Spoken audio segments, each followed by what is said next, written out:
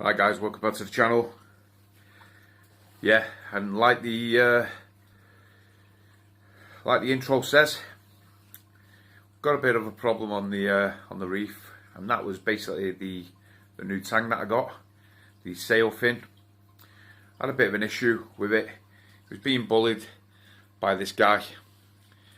Yeah, I thought that they'd be okay going in together at the same time, but obviously not. So it was a misjudgment with myself. If you're looking at this moment in time, I'm actually cleaning and recalibrating the KH keeper, so that's why the actual thing is off. But yeah, going back onto the to the fish, like I said, we had a bit of an issue with the sail fin. It wasn't being bullied in a sort of like nasty way. It was just being shoved, and you know, it just didn't settle in the tank. And before anything happened to it, I just basically thought to myself, you know what, let's just take it back and get rid. So we've still got the tang in there that's doing his job, absolutely perfect. Going around eating all the coral, all the algae, sorry, the little bits. But it is an absolute beauty, absolutely stunning fish. He or she, the colour on it is stunning, and she seems to have settled in pretty decent, to be fair. All the fish have not really bothered. Even the clownfish haven't even bothered her, and she's settled in. So that's one bad thing that's happened this week. Another was my pump. The pump actually went. I have filmed a little bit of it, so if I can find it, I'll just input it into this video. There was a swear word that went onto it, so forgive me if you take offence to it, but to be fair, I was a bit peed off when I come home from work after a long ass duty. I think I was on for about 10 hours, I think, 10 and a half hours, so it was a long duty. And yeah, come home, pump had completely stopped, the return pump had completely stopped. So I don't know when it had stopped, to be fair, but yeah, it had stopped, and I was a bit peed, needless to say, when I come back. And I had to rush about. I think I finished about 4 o'clock, so I had to find a place that had one in stock. And to be truthful guys, to find one which actually had something in stock and return pump in stock that would fit on my actual fitting, it was crazy. But I did do another little intake of a video that I bought, so like I said, you might hear a few choice words, a few swear words, but nevertheless, it was I just thought I'd basically just film it and film the whole process of what was going on.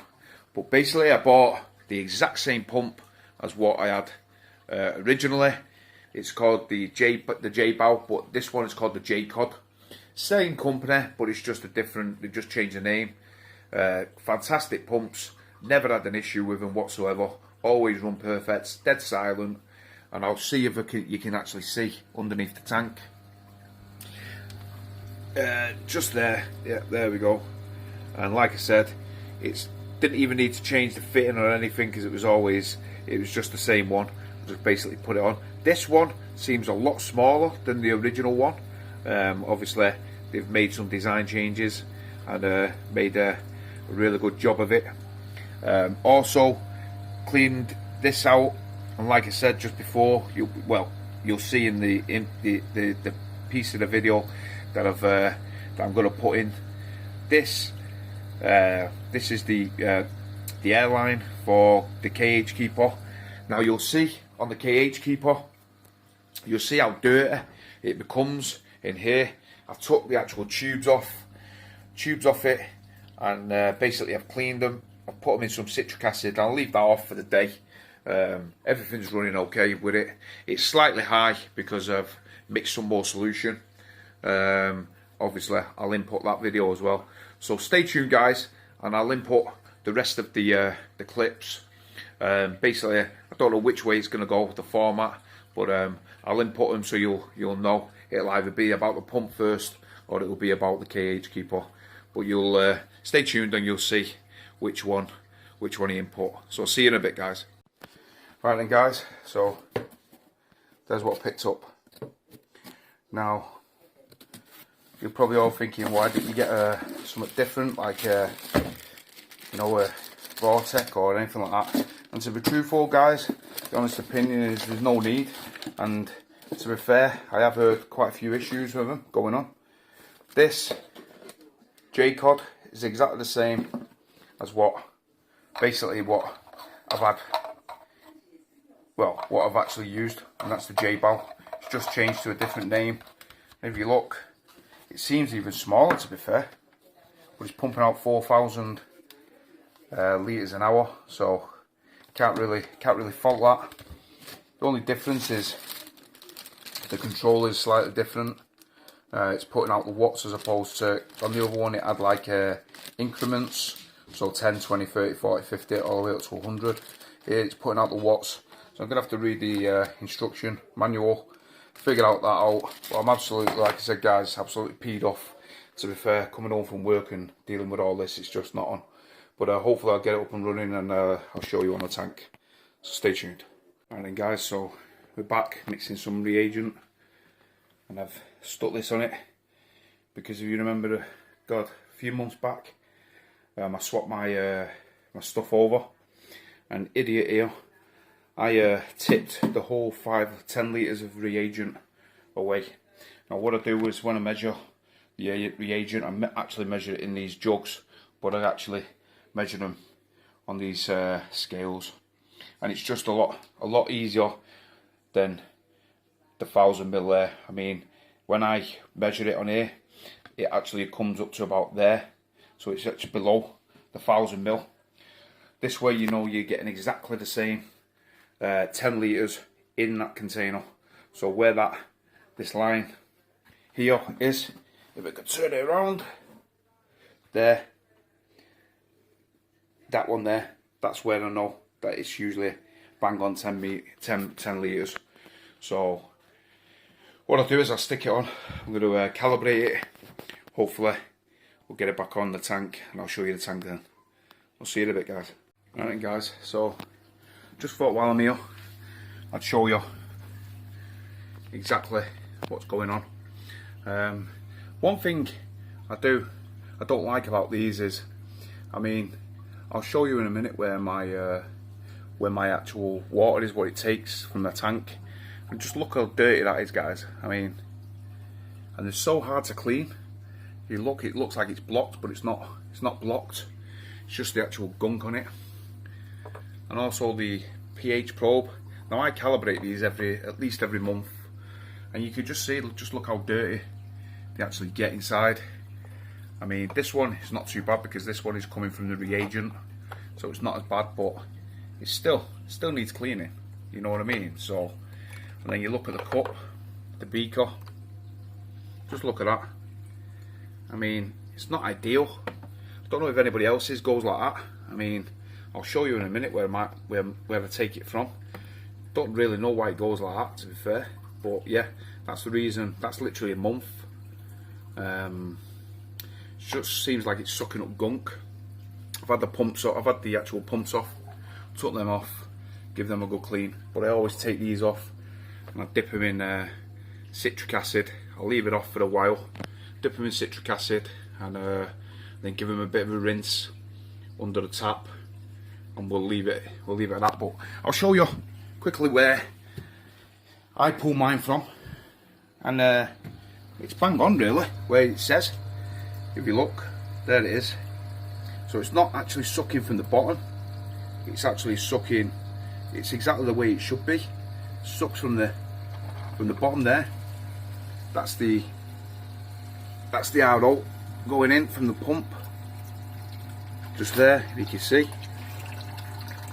There it is, that's the flow, what comes out, and it should stop. Now where that sensor is, I cleaned the sensor, if you remember, it's stuck on.